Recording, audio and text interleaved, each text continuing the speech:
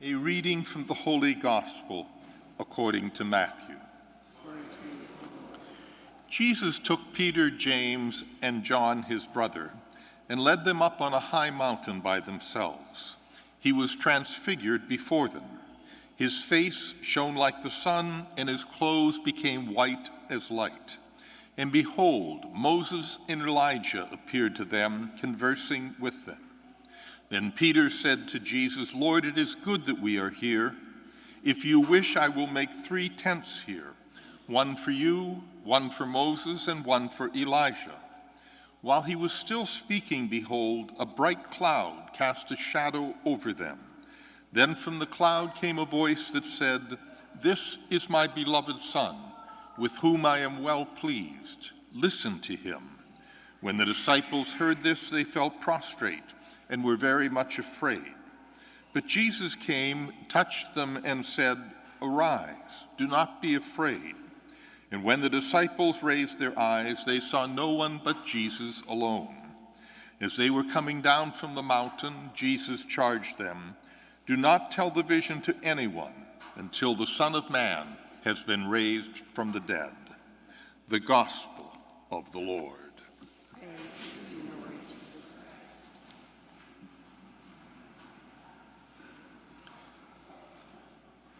This story of the Transfiguration is found in Matthew, Mark, and Luke. It's not mentioned in John's Gospel. And only Matthew adds the line, the voice coming from the cloud, "Listen to him." Remember, Matthew writes to a Jewish audience. That was a frequent Old Testament admonition.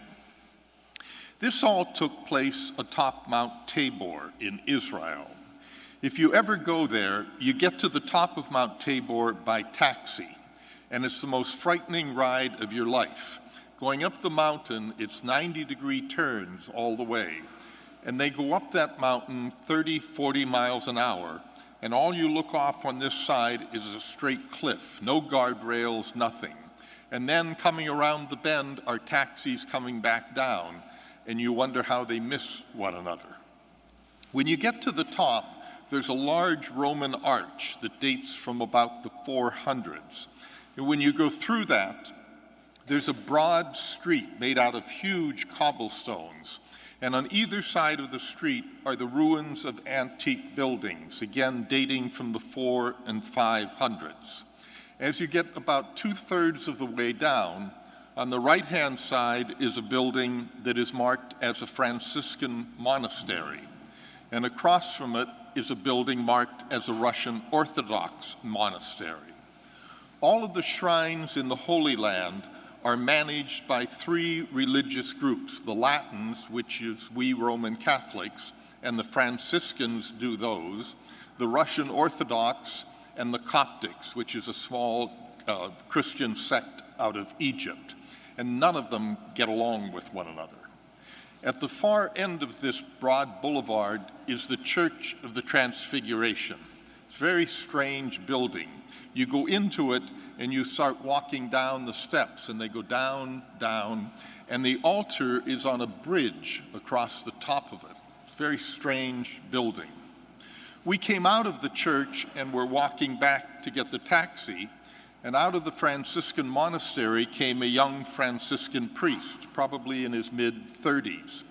And he came up to us. He was from New Jersey, and very friendly began to chatter. And he was telling us that when you're assigned up there, the assignment is for a full year.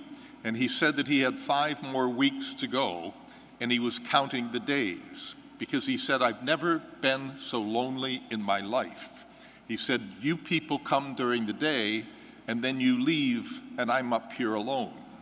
As we were talking, I noticed the Orthodox monk in a rose garden in front of his monastery right across the street.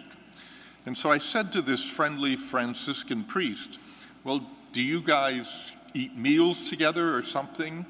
And he looked at me very puzzled, and he said, "Who, him?" He said, "I've never even met him."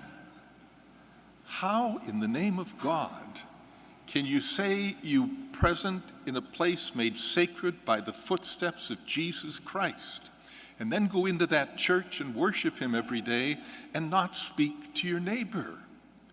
Religion isn't performing perfunctory rituals. Religion isn't keeping rules and laws. Religion is a transformation of my heart. And all religion is a map. It's a guide to get me to a personal encounter with Jesus Christ. It's like the star that led the Magi to the infant. The star was not the end in itself, the infant was. Religion is not an end in itself, an encounter with Jesus is. And if we want to be religious, we first welcome the stranger. We feed the hungry.